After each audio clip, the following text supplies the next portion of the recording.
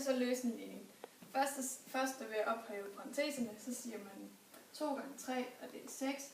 Og så siger vi 2 gange x, og det er 2 gange minus x, og det er minus 2x. Og så er det bare minus 5 lige med 3. Og så ophæver vi minusparentesen ved at bare ændre fortegnene, så det giver minus 2 minus x. Og så vil jeg så samle alle x'erne over på den side. Og det gør jeg ved, at vi har minus 2 her, så vil jeg sige plus 2, for de kan udligne hinanden. Og skal jeg så tilføje plus 2 herhen. Så det kommer til at give 6 minus 5 lige med 3 minus 2 plus x. Og så vil jeg så have alle tallene over på den anden side, ved at vi udligner de her med at sige minus 3 og plus 2.